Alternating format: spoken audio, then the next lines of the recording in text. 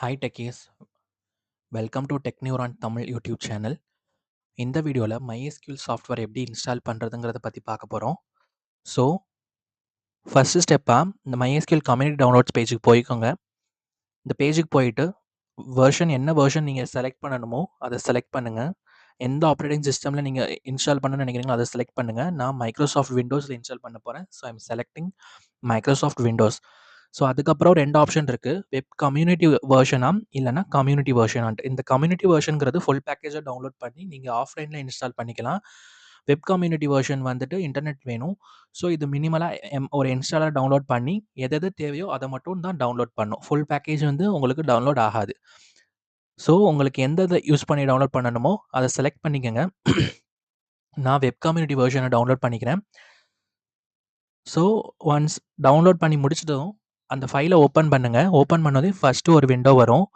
So அந்த விண்டோவில் என்ன மாதிரியான செட்டப் டைப்பை வந்து நீங்கள் செலக்ட் பண்ண போகிறீங்க? சர்வர் மட்டும் வேணுமா? கிளையண்ட் வேணுமா? இல்லை ஃபுல்லாக எல்லா SQL ப்ராடக்ட்ஸும் இன்ஸ்டால் பண்ணிக்கிறீங்களா?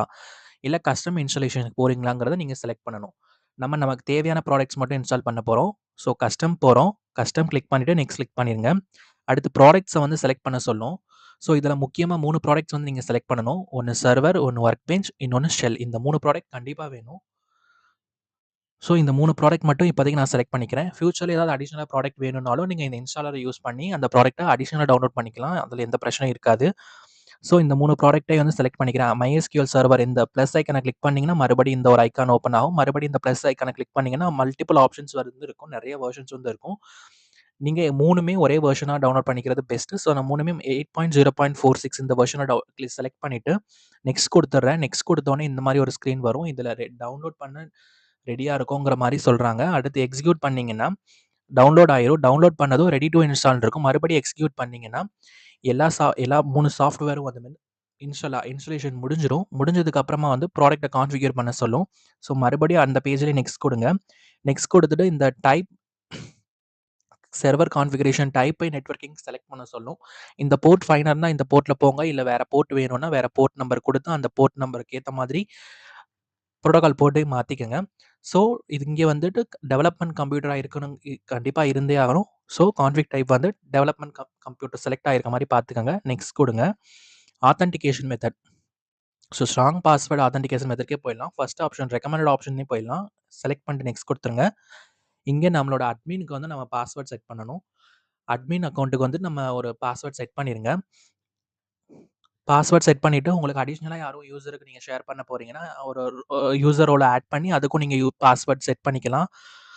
ஸோ நான் அட்மின் மட்டும் யூஸ் பண்ண போகிறேன். ஸோ இப்போதைக்கு அட்மின் செட் பண்ணிவிட்டு ஒரு பாஸ்வேர்ட் செட் பண்ணிவிட்டு நெக்ஸ்ட் கொடுத்துருங்க. நெக்ஸ்ட் கொடுத்தது வந்துட்டு விண்டோஸ் சர்வீஸ் இந்த ஆப்ஷன்ஸில் வந்துட்டு உங்களோட விண்டோஸ் நீங்கள் ஒர்க் பெஞ்ச் ஓப்பன் பண்ணும்போது என்ன பேரில் வரணுங்கிறது இருக்கும்.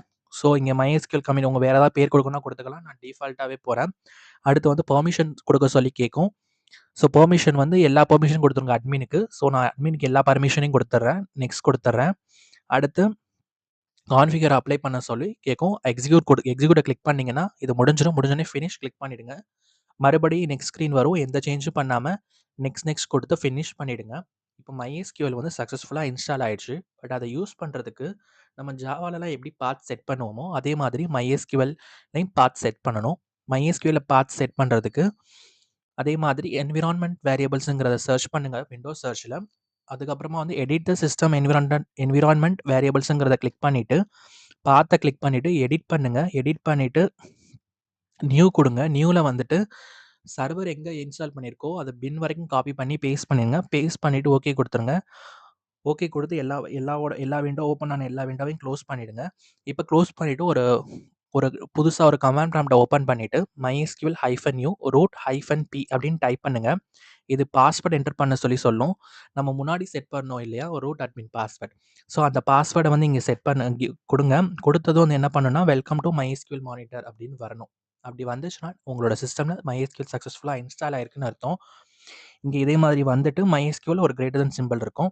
இங்கே உங்களுக்கு என்ன கொரியை ரன் பண்ணணுமோ டேட்டா பேஸை கிரியேட் பண்ணுறதோ டேபிள் கிரியேட் பண்ணுறதோ என்ன கொரியை ரன் பண்ணணுமோ ரன் பண்ணிவிட்டு நீங்கள் வந்துட்டு இதில் கண்டினியூவாக லேர்ன் பண்ணிக்கலாம். இந்த வீடியோ உங்களுக்கு பிடிச்சிருந்துச்சுன்னா உங்கள் ஃப்ரெண்ட்ஸ் கோடிங் கற்றுக்கிற எல்லாருக்குமே ஷேர் பண்ணுங்கள். இன்னும் நிறைய டெக்னிக்கல் வீடியோஸ் வரும். சேனலை சப்ஸ்கிரைப் பண்ணி வச்சுக்கோங்க. பெல் பட்டனை கிளிக் பண்ணிக்கோங்க. ஸோ அப்போ தான் வந்துட்டு புது புது டெக்னிக்கல் சம்மந்தப்பட்ட விஷயங்கள கத்துக்க முடியும். MySQL டியூட்டோரியலும் கூடிய சீக்கிரம் வரும்.